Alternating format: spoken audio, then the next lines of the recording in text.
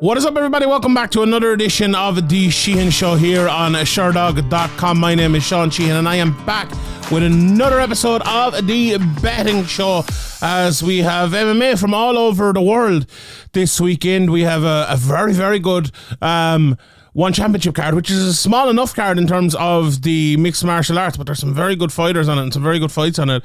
We have a KSW card over in Poland with the heavyweight championship on the line there, and we have a run-of-the-mill UFC card as well. It's been I suppose last week was an interesting week in the betting world.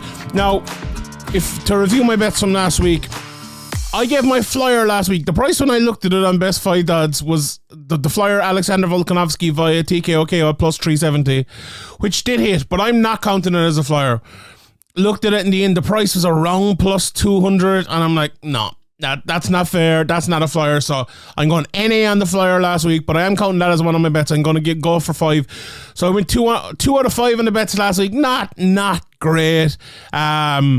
Got the Alonzo Minifield bet. It's funny, I got the 2 biggest prices. Maybe I should stop giving small price bets, but Moreno obviously lost. Alexander Shivok over in PFL. He was the guy that was in that kind of the draw/loss, but he lost anyway. He either drew or lost, so it didn't count.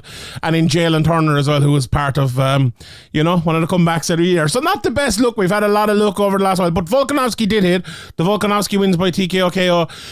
If you'd gotten it earlier in the week, I'm not sure if that 370 price was real or not. It was on Best Fight Odds, so maybe it was, but I definitely saw some people getting it at plus 250, maybe even plus 275, but it did go plus 200, maybe even a little bit lower, but still, a plus 200 bet is a plus 200 bet, and I think we'll all take that any day of the week. So I'm going 2 of 5 on bets from last week. I'm going NA on the flyer, 43 of 90 overall, and 10 of 23, I'm going to say, on the Fliers, which is brilliant. I'm very happy with that. The first part of that, the 43 of 90 getting away from me a little bit there, but we've hit so many Flyers. I'll take it. I'll absolutely take it. So let's get into this week's bets. And my bets this week are from all over the place. So bear with me on this. We'll run through the different promotions as we go and look at their prices and all of that, because as I said, there's a lot to get through this week, and I think some value to be found in a few different places. So the first bet I'm going to go with is Amir Aliakbari over in One Championship, and he is minus 196 now. As I said last week, or as I said about last week's bets, maybe the big minus money isn't the best way to go, because a few of them last week. But looking at this price, by the time this video comes out, or a little bit after it, this price will have gone, I would nearly guarantee. But even if it goes to minus 250 or something, I think I'd still hit it at that. I think Amir Aliakbari has a massive advantage over Dustin Joynson. Obviously, I have my preview. It's already out, actually, for One Championship, so please go and check that out for a full breakdown of this fight. But I think it's a really bad matchup for Joynson. And Aliakbari, I've covered his last, at least 3 fights anyway, I'm pretty sure, for Sherdog here, and probably beforehand as well, somewhere or other. And he has, and look, maybe this is actually talking myself out of it, but he's been very different in all 3 of those fights. Progressively better, I would say, especially in the most recent one. But watching a few of his fights, I was looking at his early career, I was like, okay, this guy is a really heavy-handed heavyweight with good wrestling and all of that. And he's 3 fights ago, I think he put on too much size. Like he was a guy who was like, he was probably, no, this is pure guesswork, but like, let's say for a heavyweight, maybe he was 230, 240, and he maybe went up to 260. And I was like, it really didn't benefit him. But in his last fight, and even the one before that, to some extent, I think he's kind of grown into that size and maybe kind of extended it to be more kind of muscle than fat or whatever. And it's really worked out for him. So he's got that speed back, and I think that makes him very, very dangerous. As I said, he is a very good wrestler, very good on top. Not the fastest striker in the world, but now that he's getting a little bit faster again, he looked, he fought Brandon Vera and looked very good there, throwing that right hook from the southpaw stance. That's his main lead shot. And one thing I noticed about him as well, and I mentioned this in the preview, but he's very defensively good. He moves his head very well for a heavyweight. And as I said, when he gets you to the ground, it's a big issue. But for Joynson in on the other side of it, he's an orthodox fighter and he's a big, tall guy and he throws these high kicks and that. But I think the biggest issue for him, especially fighting a guy like Amir Aliakbari, is that he has not great takedown defense. And it's not even, the takedown defense isn't too bad. It's his ability to stop his opponents from breaking the distance to get him in the clinch and to start the takedown, really. Once you're there, like, he can push you against the cage, or he can push himself against the cage, maybe get the overrun or stop. But once you get in that position, you're fighting big heavyweights, you're going to get taken down. No matter how good a takedown defense you have, you're just going to get taken down. That's a simple matter of fact, and he does over and over and over. Now, he's relatively good in the ground, he keeps fighting, and he's good enough off of his back. But as I said, if you're in that position, there's only so much you can do, especially with a guy like Amir Aliakbari with unbelievable ground and pound. So, look, you put all of that together, you put a guy who is a really good wrestler against a guy who allows people to break the distance on him. The only way he can win is to win from the outside, in my opinion, with a big head kick or to jab up Amir Aliakbari from the outside. But I don't think his defense is that good either. And that right hook is going to land. Aliakbari has a really good chin. So all in all, that leads me to believe that I think Aliakbari can land a shot on in the striking if he needs to. But if Joynson has any bit of joy, excuse the pun, I think he can just go in and take him down. And I think he will. And I think this is going to be a relatively early finish. So I'm going for that. First bet of the week, -196, Amir Aliakbari to win in the heavyweight division over in One Championship. I am changing my... I had a second bet. I was going for Walt Harris, right? I was going for Walt Harris straight up. I think he's -140. I read an article, I think it was it Nolan King had an article with him, and he seems to be in a really good place in his life now. And like, Walt is a guy who, I don't think he is the best fighter in the world, but what he's good at, he's very good at. But I've changed my bet, and I looked at the prices last week, and I was like, I'm not giving another minus price. I'm going for a plus price here, and this is a little bit of a wild one, because I'm going my Flier this week isn't massive, right? So I'm going for two similar enough bets. So like, I'm leaving myself that room so for the Flier to be a little bit smaller, because I took it away from myself last week, and I'm giving a bit of a bigger price here. I'm going for Banma, and he's fighting Walter Gonvalces, and he's +242 to win over in One Championship. Now, this is a fight maybe that's flying under a lot of people's radars, especially if you're an MMA fan. And, this weekend there aren't loads of like really good fights anywhere. I'd say maybe outside of the main event in One Championship is really good. The main event in KSW is really good. And there's a bit in the UFC, not too much, but this is an interesting fight, right? Because it's Banma against Walter Gonvalces, who's making his MMA debut. He's the number 3 ranked guy over in One Championship in the Muay Thai. And he's a very good kickboxer, vicious kicker and all of that. When I say kickboxer, I meant to say he's a very good body kicker. He kicks very well to the body, obviously a Muay Thai guy. And the one worry I would have for Banma, and I mentioned this in the preview, and I think I might have actually I don't know who I'm going to pick in this in the preview for the One Championship card. And the issue is Banma fought a guy before Dej who came over from Muay Thai, and he ended up losing to him, but he fought very foolishly in that fight. He didn't try to take him down early. He tried to strike with him. Like, Banma's a bit of a Muay Thai guy as well, but he showed in that fight when he started eating a few shots that he can take him down, and he did take him down. And when the fight got to the ground, he did relatively well there. So I'm looking at this one and I'm saying, right, he's had this experience once before. He's hardly going to do the same thing again, is he? When he showed he can take him down. Like, how good is Gonvalces on the ground? Like, I went and looked at his Instagram and stuff, and he's doing like a small bit of jiu-jitsu. It doesn't look... it's more Mark Zuckerberg than Mark Coleman, kind of. And I'm not 100% sure how prepared he's going to be. Now, like, if you're going into an MMA fight and it's on a big organization like One Championship, you're going to have to be prepared, and we will see. But I think as well that Banma is a good enough striker to, go in there with Gonvalces and strike with him for a little bit to set up a takedown.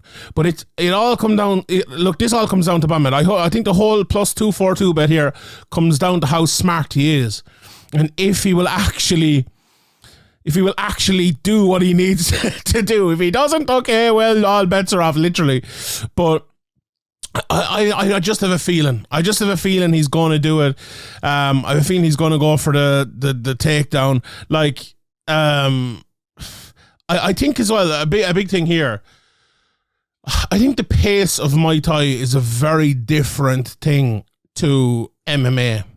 And if Banma was to get an early takedown and kind of make Walter kind of defend and fight a lot in the first round, I'd be interested to see how his power and his cardio keeps going into the second and third. Like, a lot of the Muay Thai guys are well able to do that because the first round is maybe slower and it gets faster and faster and faster. Whereas MMA, if you can turn around and make it a little bit different, I think that could work against Walter as well. So that's the reason I'm going for Banma, plus 242. We'll see. We'll see is the best way I could say that. Right. The next bet I'm going for is from the UFC. I'm going for Norma Dumont, and she's minus 143 to win over Chelsea Chandler. Now, I don't think Chelsea Chandler is a bad fighter or anything like that. She has she's won her UFC debut. She won a few fights over in Invicta. She beat Julia Stoliarenko, who's not a bad fighter at all, in her last fight. And she's 5'8", relatively big for the weight class. It's 145 as well, but I wonder who it'll suit more, the 145. That's something we always have to talk about. But for Norma Dumont, she's 9-2. She lost to Macy Chiasson a couple of fights ago. But do you know what? I've been very impressed by Norma Dumont. I really like her as a fighter, and I know she was talking about retiring and everything. But every time I watch Norma Dumont over the last few years, well, maybe not every time, but a lot of times, I'm like, we're setting up fights for Amanda Nunes, and she's just going to destroy almost everyone. And a lot of the people she's putting there Megan Anderson. Now, Dumont lost to Megan Anderson, but that was 3 years ago, and we leave that aside for a second. But people like that, and kind of not layup fights. She just gone through everyone and made it impossible. I always thought about Dumont is that I think she's defensively pretty good. She moves really well. She's very athletic. I think maybe size, she's not going to be as big and maybe strong, but she can wrestle, and she's not bad on the ground at all. She has 2 submissions. She doesn't have that big knockout power, and that's the thing. She's actually 0 on knockouts on her record. But I do think she's a very effective fighter, and you look at her record, and she beat Carl Hossa, Danielle Wolf, Aspen Ladd, Felicia Spencer, Ashley Evans Smith over the last few fights, and I mentioned the couple of losses in there as well. She's beaten some very, very, very good people. And I just wonder, is Chelsea Chandler that level? I'm not sure she is, to be honest. And it's not even that Chelsea Chandler is not that level. I think she's good. Maybe she is that level. But I actually People might say I'm crazy here, but I think Dumont is actually one of the most underrated fighters in the UFC. We look down through those divisions all the time and say, oh, well, is it going to be Aspen Ladd? Is it going to be, all the names I named there for the next title challenger? Is it going to be Irene Aldana, whoever? And we saw with Aldana, it's that's what you kind of don't want in a title challenger.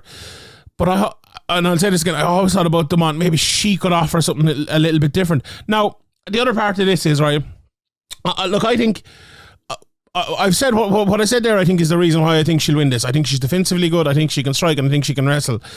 And to be well-rounded against someone only 6 fights into their career, although they're as talented as Chelsea Chandler seemingly is, I think that should be enough, right? I think that should be enough. But the other thing I will add to this before we move on to the next bet is, what are they going to do with the 145-pound belt now? If you're Norma Dumont, and Chelsea Chandler as well, but especially Dumont, who's been in a good few decisions now in a row, what is her last 6 all decisions? I think this is really your time to put on a show and say, I'm going to go in there and get a massive finish, a massive submission or a knockout that she'd never done before, but ground and pound, something like that, and say, I am the number one contender at 145. This is my belt. Find me someone to beat when Amanda Nunes is gone. And I feel like you couldn't be no longer in a job if you don't do that, you know, or something like that doesn't happen. And I wonder, is that extra bit of motivation, that extra bit of like, well, what's going to happen, going to push her on? And for someone like Dumont, who I felt this about Nunes before, and I don't feel, I'm not saying Dumont is the next Nunes or anything, but I felt this about Nunes before she kind of made the leap into greatness, that she has a load of the tools, but they're not quite together yet.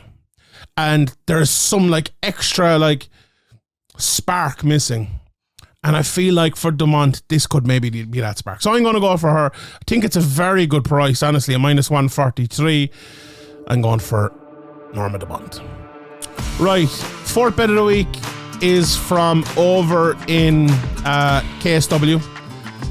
It is the co-main event. The former bantamweight champion, Sebastian Przybysz, and he is coming in at minus 200. Now, when I saw this minus 200 price, it was the first bet I chose. It really was. I think this is as sure a sure thing as you can find. He's fighting Islam Djabrailov. And Islam is... I watched a few of his fights, and he doesn't look, to me, up to the level of Sebastian Przybysz. He's fought, you know, some good fighters, but not the level of Przybysz, who is 8-2 in KSW, a top level 135 pounder, well-rounded, with submission wins, knockout wins, getting better on the feet all the time. And I watched, and you look at Islam and you think, okay, you look at his Sherdog and think, okay, he's not fought the best in the world. He's 9-4 record. You know, not bad, but is it going? What's going to be here? Like, is it something special here to say he can match Sebastian Przybysz?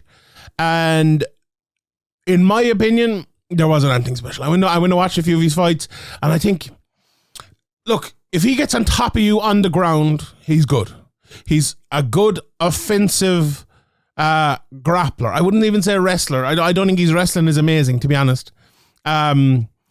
His striking is very rudimentary, like very slow. Not the best jabber, not the best combination striker in the world. Now, would he beat the vast majority of 135 pounders out there? Yeah, oh yeah, no problem. But he's fighting someone, as I said, who's 8-2 in KSW and has fought some very, very, very good people. And he himself is a very good fighter. Like, you only need to go and watch Przybysz too, and we'll have the spelling there up on the thing, because shout out to my guy Sean Denny as well for the pronunciations and all.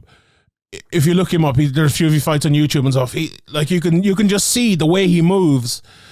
He moves like an elite 135er.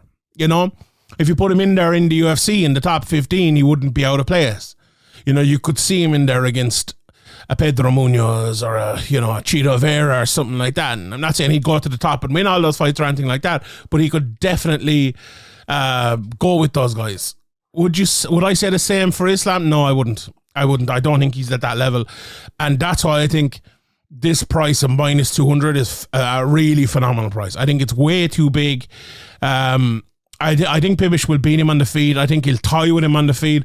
And I think, I'm not sure, like, watching Islam, I haven't seen a great deal of his durability in terms of, like, how durable he is, because he hasn't really fought to that level. But I would be surprised if he got through it with Przybysz.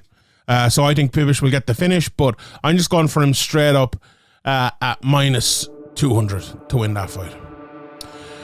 All right, to the Flier. And I'm going with the main event from the UFC. And I'm going with Bueno Silva to beat Holm inside the distance. And let me just get the updated price just in case, because the last time it was like, yeah, so it's plus 300. Plus 300. Not the biggest Flyer in the world, but as I said, we'll go on last week and we'll go with the earlier bet from today. Plus 300 for Bueno Silva to win inside the distance. Now, if you look at her record, 10 wins, 8 of them inside the distance.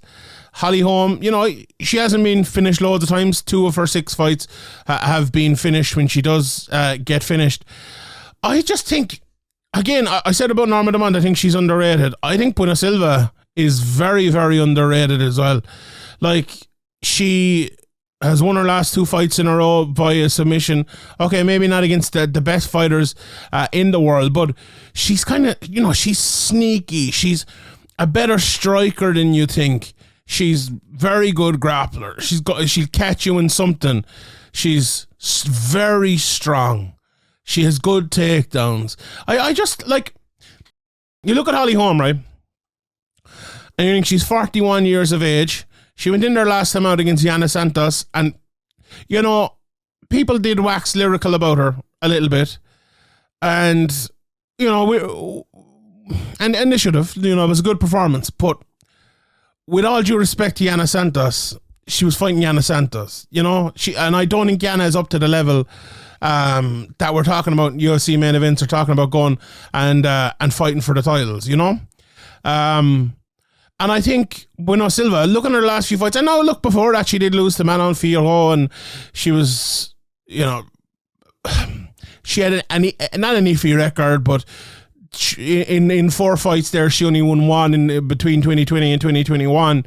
But she's definitely turned the corner, I think. She's definitely turned the corner, definitely become a better fighter. And, Shinter's kind of 31 now, it's her prime, whereas Holly Holm kind of 41. Now, the reason I'm going for Bueno Silva here, right, is pretty simple, and it's not that look, and the reason I'm going for her inside the distance is this as well. I wouldn't go for her by decision, or even straight up. Let me just check the price of her again straight up. Plus 140 she is straight up. So that's changed a little bit over the last while, I think. Yeah. She was plus 110 a couple of days ago, or a couple of weeks ago even. She was plus 120 a couple of days ago. So yeah, that price has gone out as well. And look, I think the reason I'm going for this here is, right, I think Holly Holm will run most of this fight. Like she does all of her fights, she will keep the distance, she will jab on the outside and not land those jabs from the outside.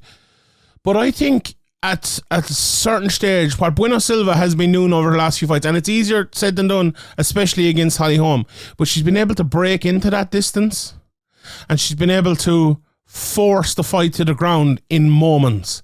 And I actually think that's a better way of fighting someone like Holly Holm than going out with like a full, I'm going to take you down right now, I'm going to wrestle heavy sort of game plan. And I think if she can get one moment, she can pull Holly Holm to the ground, I think she can get the submission. Like if there's 10-15 seconds left in the round, maybe not, so she maybe need to time it, but if she gets 2.5 minutes on that ground with Holly Holm, I think she will take the chance. She is a finisher, as I said, and that's why I'm going for her to get the finish. Sometimes as well, you just feel like, and I'm looking at this price even straight up, I was going to give her as one of my straight up bets. But you kind of think, and this is not the best analytical way of picking fights or betting or anything like that, but I think sometimes there are fights, and maybe you could say the Robert Whittaker Dricus Du Plessis one last week's like, well, one person has had their time at the top and the other one is on their way, and they're going to swap over now. And like I said it before that fight, the Du Plessis Whittaker one, I did a preview for it, and it was like, I picked, and I'm not saying I picked Dricus or anything, I picked Robert going into it, but it was like, he's had a lot of fights, a lot of injuries, a lot of time off. Like, Holly Holm has had a lot of fights, MMA, boxing, kickboxing, the whole lot. 41 years of age. Now, she's kept herself an unbelievable nick down through the years. But when you're coming up against a 31-year-old killer who's looking to get to the very top, especially in, as I said, with the 145 pounders or the 135, the division's wide open now with Amanda Nunes retired. It's a massive, massive opportunity. Look, it's a massive opportunity for Holly Holm as well to get that one last shot at it. But I like Silva. I think she's going to take a big moment, and I think she's going to get the finish here. Maybe, I think the submission, but maybe something like ground and pound or something like that. So those are the 5 bets. Let's run through the 3 events, and we'll have a look at some of the other bets. One championship first. Gary Tonin plus 233. Shamil Gasanov minus 323. I was surprised when I saw this, honestly. Now, maybe I shouldn't be, because I think Gasanov will win. But that price of plus 233 seems a bit big on Gary Tonin. Like, I think Gary Tonin is a little bit underrated. Now, he did get, it was Tan Lee, wasn't it, that got him out of there with the hammer fist from, when jiu-jitsu was obviously not working. But, Gasanov is more of a wrestler. He's a good striker as well, but Tonin can strike. Like, I broke this down. Please listen to the preview and you'll hear my full breakdown of it, but I just don't know. I don't know on this one. Like, I as I said, I think Gasanov is a little bit of a more astute striker, and I think he'll win. But if I tuned out and I tuned back in and I just saw a hand getting raised and it was Gary Tonin, would I be that surprised? I don't think I would. So I think that plus 233 price is not a bad one, honestly. And if I was betting on one price in that fight, that's the price I'd be betting on, honestly. I gave Aliakbari, obviously, he's minus 196. Dustin Joynson is plus 139. I like the fight between Chiawei and Yuya Wakamatsu as well. I was thinking about the Chiawei price. He's plus 179, minus 263 for Yuya Wakamatsu. Like, if Wakamatsu performs the same way he did in his last fight, that plus 179 on Chiawei is going to be looking an unbelievable price. But I just do think Wakamatsu will bounce back here. Would I take him at minus 263? I wouldn't, so I would leave that bet.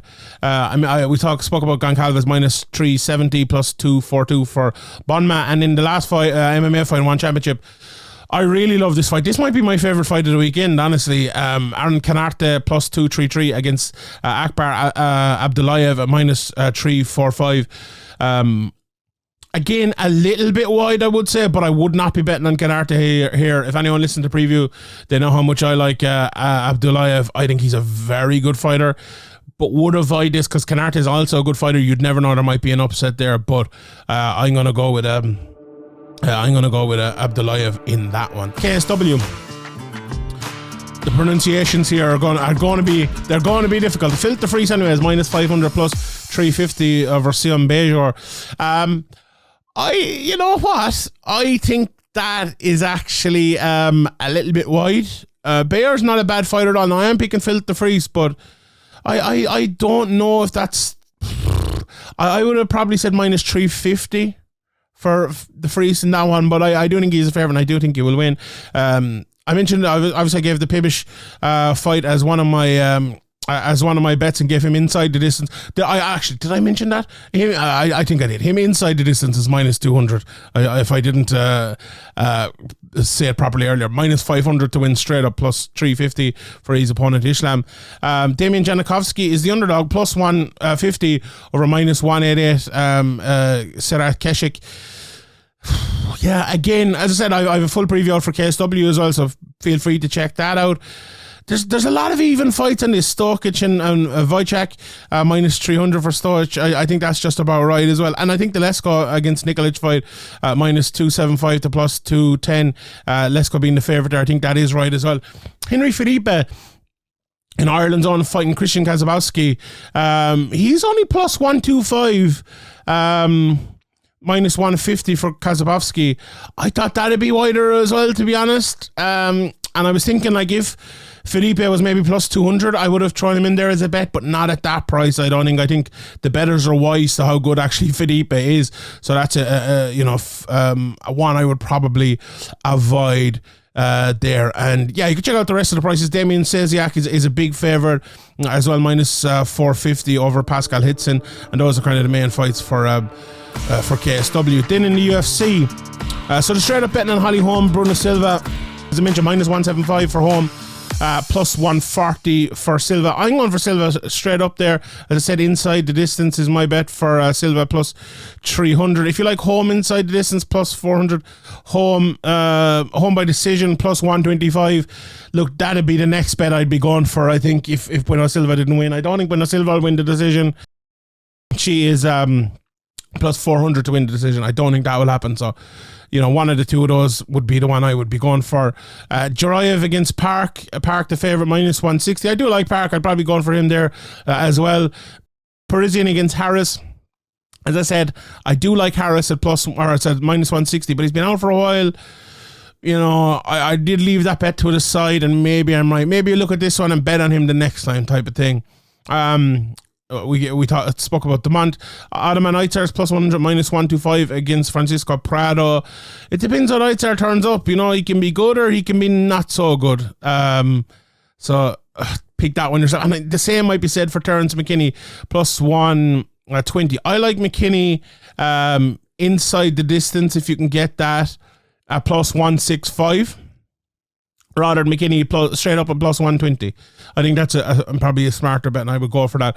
Tucker Lutz against Meshik Bakhdasharian. Lutz is the underdog, plus 140, minus 175. I like the one minus 175. Austin Lingo is the underdog, plus 170, minus 200 for Costa there. I'll go with Lingo. I like Tyson Nam. And I like this price on Tyson Nam as well, plus 325 against Azad Maxim. Now, watch a bit of Maxim. Don't know too much about him, but I look on Tyson Nam. I like Tyson Nam. He always has the ability to win an underdog fight, and that plus 325 is not a bad price there at all. I like Ashley Evans-Smith as an underdog as well at plus 140 in her fight. So some interesting stuff this weekend in the world of mixed martial arts. So just to recap my bets for the weekend. Amir Aliakbari minus 196. Banma plus 242 over one championship. Norma Dumont in the UFC minus 143. Sebastian Przybysz inside the distance minus 200. And then the flyer of the week, Bueno Silva to win inside the distance as well, plus 300. Alright, that is all from me. My name is Sheehan for Sherdog.com, and I'll see you all